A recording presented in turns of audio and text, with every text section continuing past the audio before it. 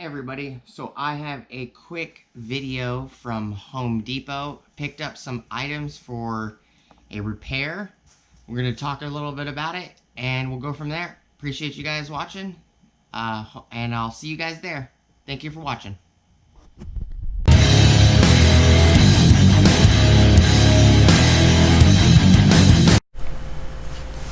Hey everybody, how's it going? Alright, so I picked up some items from Home Depot. I actually went to 3 different Home Depots today. But I got one item from 2 different Home Depots, and I got all of this in this bag at one Home Depot. So this is what I had found. I'm not going to be using them for their intended purposes technically. So on my 4Runner, my 2000 4Runner, I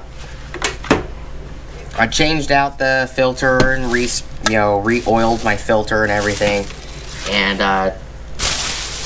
my filter box, it's a cold air intake, and my filter box had a seal where it was like a rubber gasket that was glued to the box where the intake tube comes in.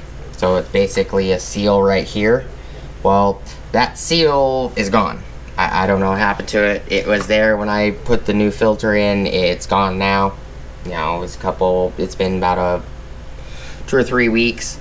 So I figured, it's gone. I can't find it. It's not in the intake box. It must have fell out on the outside of the intake box, outside of the intake. So it probably, the fan spinning, it probably either got shredded by the fan, which I haven't found any problems with anything. I haven't found a problem with the fan or anything else. So I'm thinking that while I was moving down the road, I hard accelerated and air was drawn in and it blew it to the back of the motor and it fell and probably hit the skid guard. Maybe got stuck in the skid guard for a little while and then it just fell out and it's on the road somewhere. Nothing I could do about it, but I did grab these items from Home Depot. This is an air conditioner weather seal. This one's like a really dense foam. I grabbed 2 of those, which is made by M+D. It says premium. They're 1/2 inch by 1 3/8 by 42 inch. 12.7 millimeter by 34.9 millimeter by 1 millimeter. Durable high density foam, seals out cold air in winter and hot air in summer. I thought maybe I would at least be able to create a custom seal. I also picked up this guy, which is air conditioning weather seal also, but this is 1 1/4 by 1 1/4 by 42 inch long.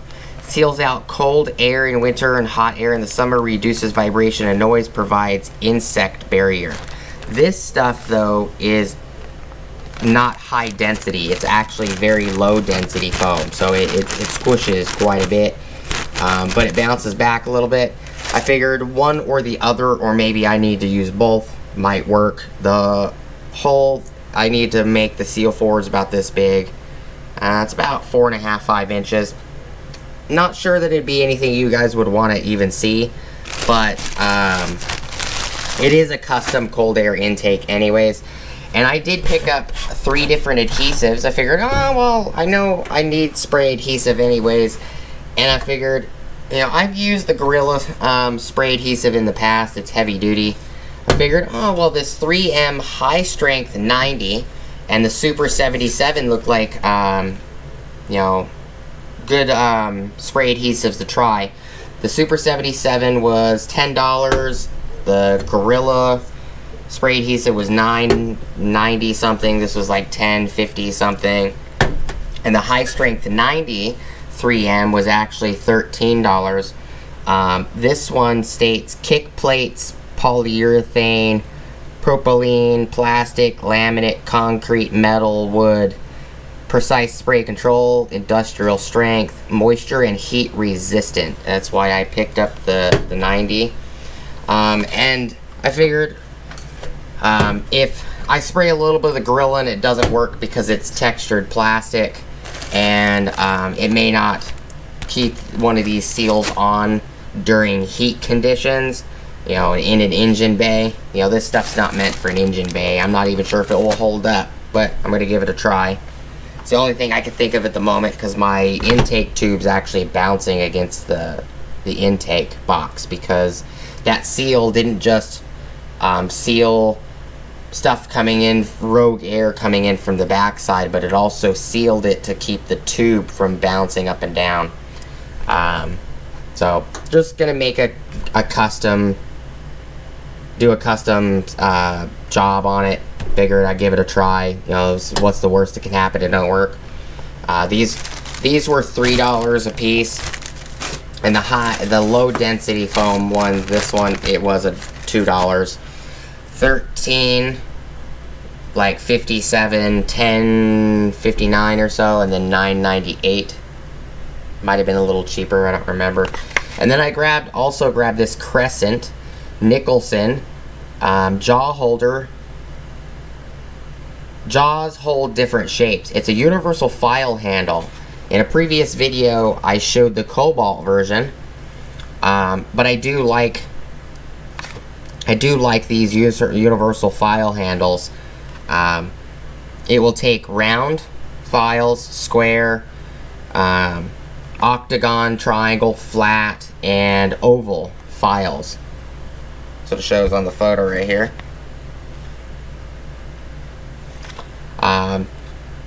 Ergonomic handle. You twist it, multi-use. You can use it for other things too. For holding files, reamers, hacksaw blades, and other tools. Adjustable steel jaws, clamped to entire length. Tool tang, large quick adjustable knob, offers fast tool changes. Can accommodate a number of file sizes. Co-molded grip for comfort and control, longer and wider than traditional handles. Heavy duty construction with steel parts, legendary Nicholson heritage. And the other thing is you could also, if you can put hacksaw blades in this, you could probably put reset blades in it, and a ton of other things. I like the orange. I like Crescent tools. This one is made in China though. You know, it's not a USA made item, but the Cobalt version isn't either. But these are the items that I picked up. Figured, you know, I get another bottle of the spray adhesive another can of the spray adhesive from Gorilla, because I've used it before, but I've never used the 3M stuff.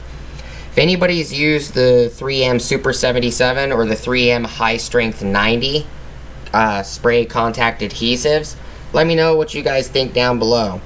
What is your guys' opinion of the Gorilla spray adhesive as well? And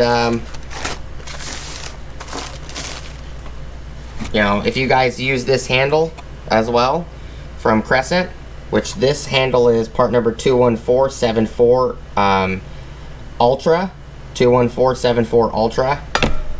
Let me know what you guys have used this handle for, if you have it. You know, have you used it for anything that is not labeled on the... Have you used it for reset blades, or have you used it for hacksaw blades, or have you used it for something totally unrelated? You know, did you maybe use it for a pick? You know, did you grind down, you know, one side of your pick and then make it flat and then clamp it into this? Let me know. Appreciate you guys this time. Just a small little haul. Let me know if you guys want to see me customizing the box. And I'll see you guys on the next video. Appreciate you guys hanging out with me today and watching. Please like, comment, subscribe. Hit the bell notification icon for future updates. Go check out my Amazon affiliate links, my Acme Tools affiliate links, my DJI Electronics affiliate links, as well as my Ohio Power Tools affiliate links. And hopefully, I'll see you guys on the next video. Light died. Peace!